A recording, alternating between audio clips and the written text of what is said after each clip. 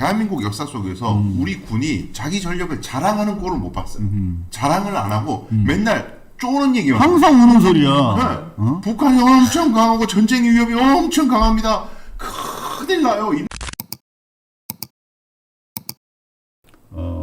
바로 우리 투자와 관련된 뉴스로 넘어가 보겠습니다. 트럼프 3,500억 달러 선불 발언, 위성락 진위 확인할 수 없다. 확신할 수 없다. 조금 전 오후 2시에도 뭐 청와대 관계자가 뭐 브리핑을 한 바가 있습니다만 일단은 청와대 입장은 그런 것 같아요. 네. 이거를 기정사실로 받아들이지 않겠다라면서 어떤 협상과 타협을 위한 공간을 좀 더 확보하고 싶은 네. 그런 입장인 것 같습니다. 이거를 기정사실로 딱 받아들이면 더 이상 이제는 받아들이냐 안 받아들이냐 그렇죠. 그거밖에 없어지는 거죠. 네. 협상의 여지가 없어지는 거죠. 없어지는 거죠. 오히려 이거 3,500불보다 더 올려받겠다는 얘기를 보도하는 언론들도 있더라고요. 그러니까 말입니다. 네. 러트릭인가? 러트릭. 네. 그 상무장관의 또 일견 개인의 주장 차원인데 네. 그것만 가지고 5,500억이다 막 이런 식으로 기사를 막 쓰거나 또는 미국이 3,500달러 업프런트 선불로 달라는데 우리 입장은 뭐냐라고 자꾸 우리를 압박을 해요. 한국 언론이 네. 내란당과 마찬가지로. 네. 그러면 그 협상을 미국 쪽을 도와주는 사실은 압박이거든요. 그런 그렇죠. 것들은. 네. 아니 그러니까 그 과정들은 다 생략돼 있고 네. 이재명 대통령 무능하다, 외교 참사다 이쪽으로 자꾸 만들려고. 아니 근데 정치적 이해관계 좋은데 관세 협정이 타결이 되지 않거나 이상한 형 타결이 됐을 때의 그 국익의 훼손과 국민들의 고통은 왜 고민을 안 하는 거예요, 그들은? 저는 도저히 이해할 수가 없어요. 이 정도는 아니었던 것 같아요. 아무리 엄혹한 시절에도 정말 외부에서 이렇게 네. 강력한 도전이 들어오면 나름대로 이렇게 그래도 각자 걱정하는 그렇죠. 그런 모양새는 갖췄다고. 네. 척은 했다고. 네. 근데 지금은 완전히 지금 같이 짱돌 들고 지금 던지고 있단 말이에요. 그러니까요. 그러니까 대통령도 단호한 입장을 이제 계속 천명하고 있습니다. 대통령실 미 3,500억 달러 현금 지원 불가능하다. 고마운 거는 그나마 또 한은도 함께 해주고 있어요. 외환 보유고상 대미 직접 투자 여력 최대 연 200억 달러. 200억 달러 이상은 안 된단 말이지, 우리가. 네. 지금 GDP 상으로 봤을 때, 저거를 3,500억을 바로 준다고 하면 어느 정도냐면, 한국이 약정한 대미 투자 규모는 3년 반 동안 GDP의 20% 수준이다. 외환 보유고로 따지면 70%.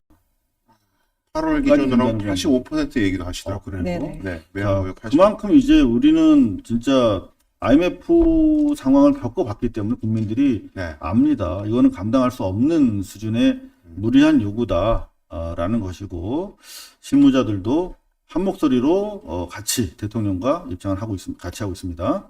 위성락 3,500억 달러 미 투자와 원자력 협정 개정 관련 없다. 요건 이제 투트랙으로 가겠다. 나름대로 요건 이제 상당히 절묘한 수라고 소개를 해드렸거든요. 네. 동맹과 관련해서 우리의 마지노선인데, 자, 그럼 우리 자주국방론을 강조하면서 너희 동맹을 가지고 협박을 하는 건데, 동맹이 협박용은 아니지 않느냐. 우리 예. 자생의 문제, 죽고 사는 문제인데, 협박용으로 흔들면 안 된다. 그럼 극한 상황까지 대비해서 이제 우리는 자주국방 카드를 지지난 일요일 날 꺼냈던 거거든요. 네. 연장선상에서 원자력 협정 개정도 할 수 있다. 요거는 뭐 별개로 진행하는 것이다라고 이렇게 얘기를 하고 있으면서 가능한 최고의 카드를 다 쓰고 있습니다. 네.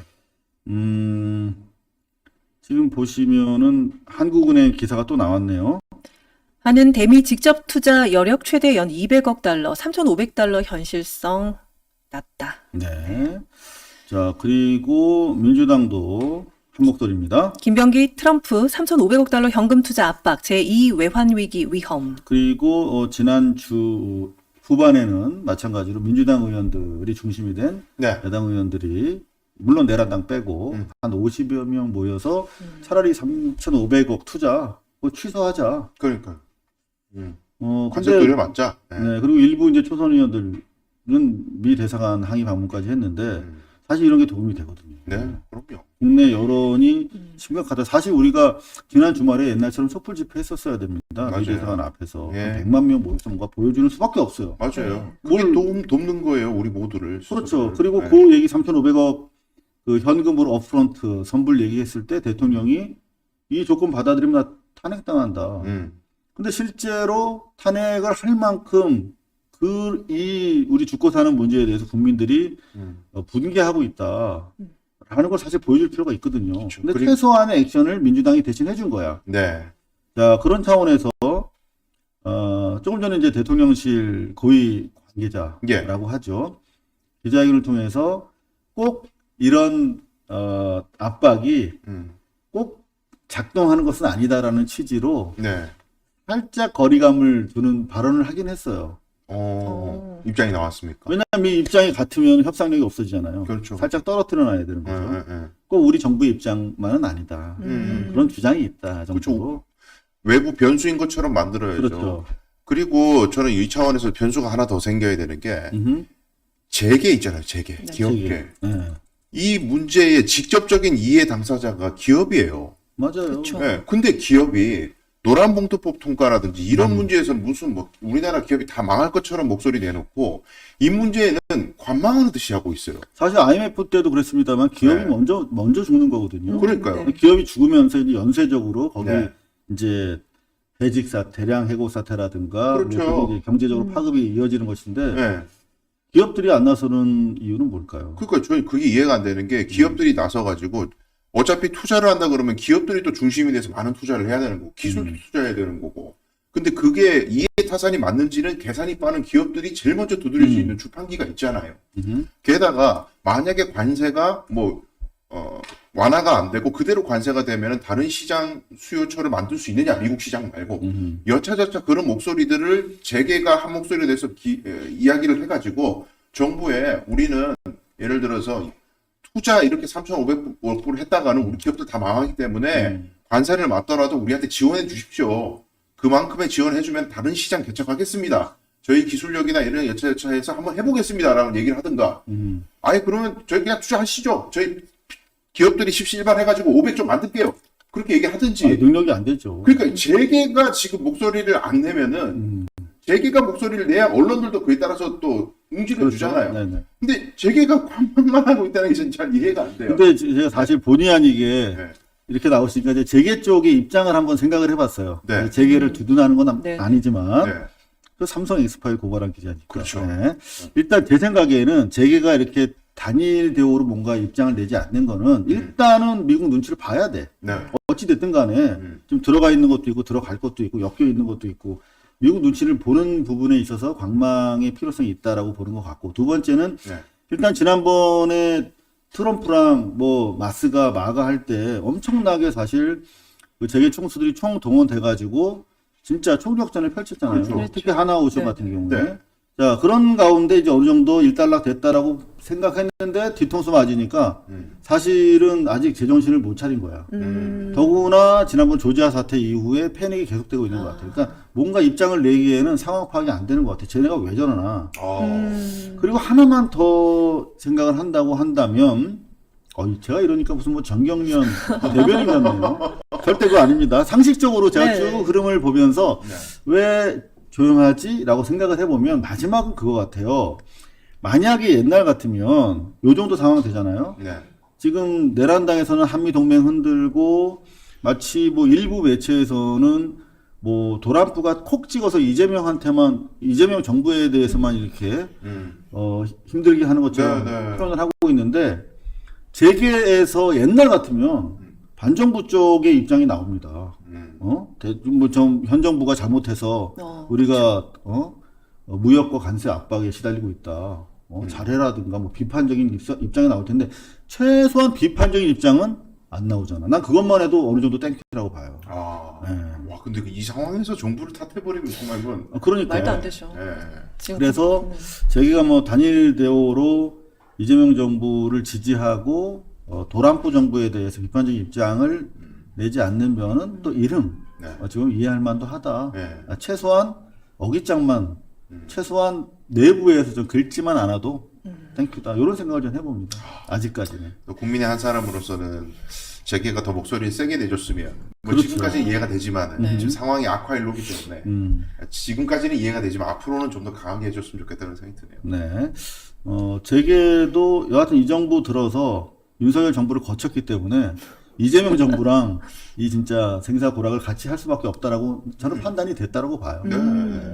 자, 구체적인 강론에서 어떻게 서로 다른 이해관계가 펼쳐질지 모르겠습니다만 네. 일단 가장 중요한 것은 향후 에이펙이 열리는 10월 말까지 네. 지금부터 한 달 정도가 대한민국 향후 5년 또 예. 이후를 결정짓는 가장 중대한 시점이 아닐까. 맞습니다. 네, 그래서 저희는 추석 연휴 시점에도 추석 당일 빼고는 방송을 계속하려고 생각을 하고 있습니다. 두 분 어떻게 되세요? 정말 죄송하지만 제가 이 서울로 올라오는 됐습니다. 지영 씨는 저도 알겠습니다. 자, 방송과 우리 시청자들의 힘을 좀 얻어서 이 두 분 좀 방송 출연을 좀 어떻게 강제해 보려고 했는데 역시 또 추석은 또 중요한 명절이니까 말이죠.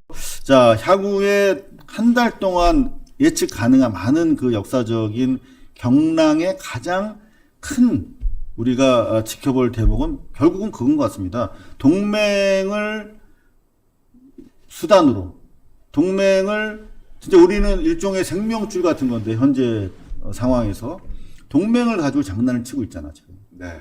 그래서 결국은 그렇다면 이 동맹에 대해서 어떻게 볼 것인가라고 하는 문제가 향후 한 달 동안 가장 중요한 이슈가 아닐까. 이 한국일보의 이 기사 확인해 보니까 상당히 좀 의미 있는 기사입니다.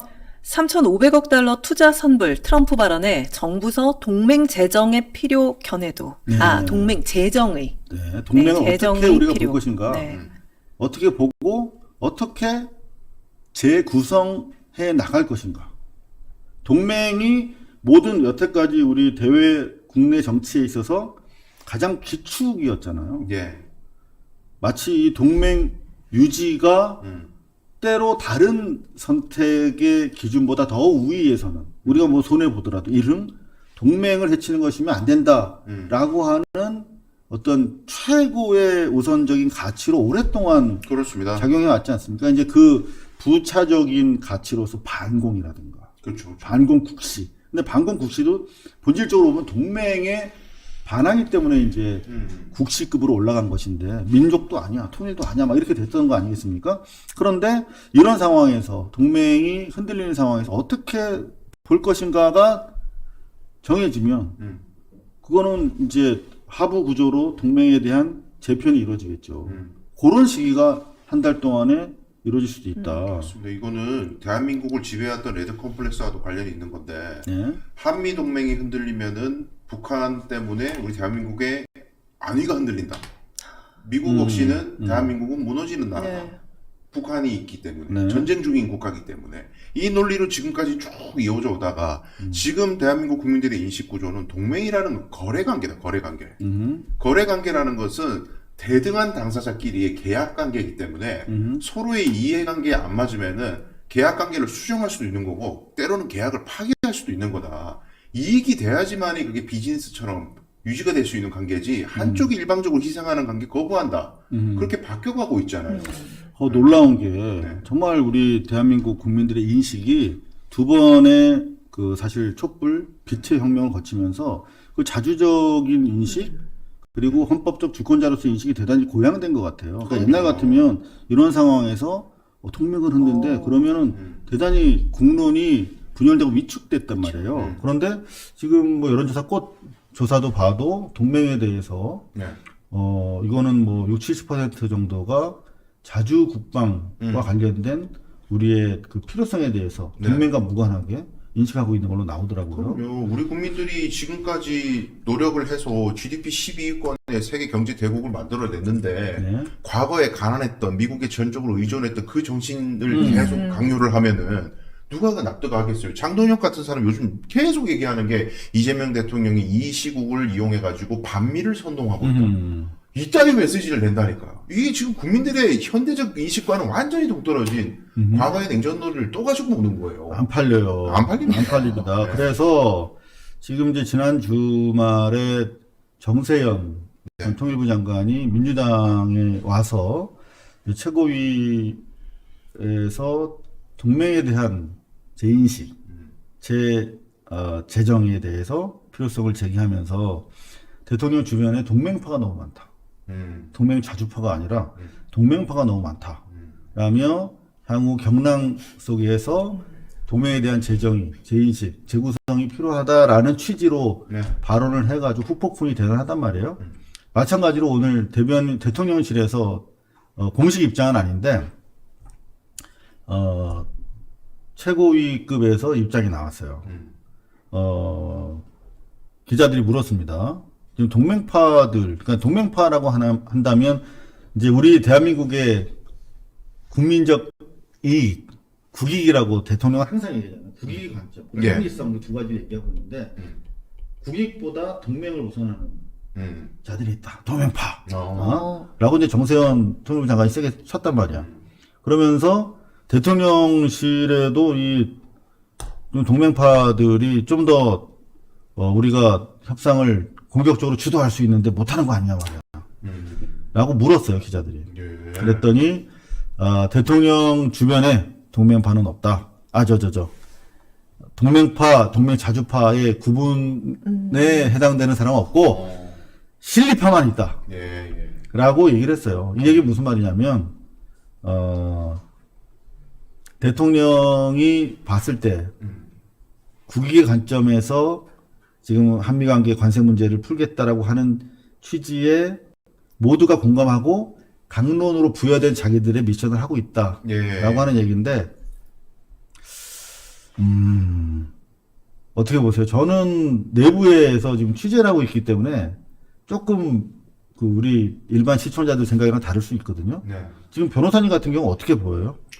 저는 뭐 관망하는 입장이고 내부 정보를 전혀 모르는 전제에서는 그냥 정치 이제 소비자로서만 네. 볼 때는 지금은 동맹파 자주파 나눠가지고 싸우고 있는 형국은 전혀 아닌 것 같고, 그죠? 예, 뭔가 내부 다툼이 있어가지고 이상적인 뭐 못하고 있다든가, 대통령께서 뭐 파벌에 뭐 사이에 끼워가지고 중재를 못해서 우왕좌왕하거나 그런 모습 같지는 않고, 지금 외부 변수가 너무 뚜렷하잖아요. 트럼프의 미친 행동들이 너무 뚜렷하기 때문에 이걸 지혜롭게 어떻게 풀어갈까라는 아이디어에 매몰돼 있지. 이 상황에서 미국이 하라는 대로 다 수용해줘요, 동맹파. 아니야, 미국 없이도 국방을 할 수 있어야 돼요, 자주파. 싸우고 있고 대통령 어떡하지? 절대 그런 구도는 아닌 걸로 보여요, 제 눈에는. 근데 저도 이 관세 협상 과정에는 이게 너무나 명백하잖아요. 3,500억 받을 수 없는 것이고. 그리고 우리뿐만 아니라 공히 지금 압박이 전 세계로 가고 있는 와중에 우리가 나쁘지 않게 협상을 했단 말이에요. 여태까지. 뒤통수 맞기 전까지는. 네. 그런데 좀 더 우리가 레버리지로 가져가기 위해서는 이 자주국방에 대한 의지를 네. 대통령의 말뿐만이 아니라 좀 더 구체적으로 과시할 수가 있어야 되는데 그 부분에 있어서는 미약했다고 판단한 것 같아요. 정세현 네. 통일부 장관의 워딩을 자세히 보면 왜 트럼프와의 관세 협상 과정에서 대통령이 지난주 일요일 날 페북에다가 똥별들까지 얘기하면서 네. 자주국방에 대해서 이렇게 미온적이냐 군부가 라는 취지의 그 발언을 보면서 특히 충격을 받았던 것 같아요. 그러니까 저도 뭔가 지금 군부가 제대로 장악이 안 되고 있거나 군부의 주문한 내용이 제대로 이행되지 않고 있는 것은 아닌가 하는 생각을 하게 됐고 그런 맥락에서 정세현 장관이 그런 말씀을 하신 것 같은데 최소한 지금 관세 협상 과정에서 저도 마찬가지로 생각합니다. 잘하고 있다고 생각하는데 좀 더 우리가 다른 카드를 다양하게 쓰기 위해서 그리고 특히 이 동맹의 재구성도 우리가 필요에 따라서는 어느 정도 밀고 나갈 정도의 군부에서의 단합된 어떤 그런 모습이 필요한데 그걸 못 보여주고 있는 것이 아닌가. 그러니까 이럴 때 예를 들어서 자주국방을 할 수 있냐? 지금 안 되더라도 어느 미래에는 할 수 있냐? 우리 군이 지금 어느 정도로 강하냐? 이 부분은 군이 설명을 해야 될 거 아니에요? 맞아. 네. 이런 당사자가. 이슈가 나왔을 때. 근데 저는 대한민국 역사 속에서 우리 군이 자기 전력을 자랑하는 꼴을 못 봤어요. 자랑을 안 하고 맨날 쪼는 얘기만 해요. 항상 우는 소리야. 네. 북한이 엄청 강하고 전쟁 위협이 엄청 강합니다. 큰일 나요. 이런 얘기만 하지. 우리 이렇게 이때까지 무기 개발 많이 했고요. 훈련 잘했고요. 우리 군 전력이 옛날하고 달라요. 우리 이렇게 그런 얘기를 안 해. 안 해. 그게 저는 이상하다는 거예요. 그러니까. 자랑을 해야지 군이. 왜 안 하는 거죠? 자랑 안 해. 네. 그러니까 그때 똥별 얘기 나온 맥락도 네. 우리 노무현 대통령이 85년부터 남북 군사력이 역전됐다고 하는데 네. 그때 그 발언을 하셨던 게 제 기억으로 2005년쯤입니다. 그러면 이미 20년 동안 그러니까요. 군사력 역전이 진행이 됐으면 그 20년 동안 훨씬 더 커졌을 거 아니야. 갭이 더 갭이. 크죠. 근데도 여전히 전시작전권 그 환수와 관련돼서 똥별들이 반대하고 비판하니까 막 화가 나서 막 그때 그런 발언을 하신 건데 그 2005년부터 또 20년이 지났어. 그러니까 40년 동안 계속 우리가 우위에 서 있고 심지어 우리 군사비가 쟤네 GDP보다 많다는 거 아닙니까? 그러니까요. 네. 근데도 이렇게 얘기를 한다. 이거는 문제가 있는 거죠. 싹 다 날려야 되는 거 아니에요? 네. 이 군부가 쉽지 않은 것 같습니다. 이번에 또 합참의장 인사청문회 하는 거 봐도 네. 좀 문제가 있어 보여요. 그 중에 이제 고르고 골라서 합참의장을 시켰겠습니다만 그래서 우리 부승찬 의원 지금 다 나가버리잖아.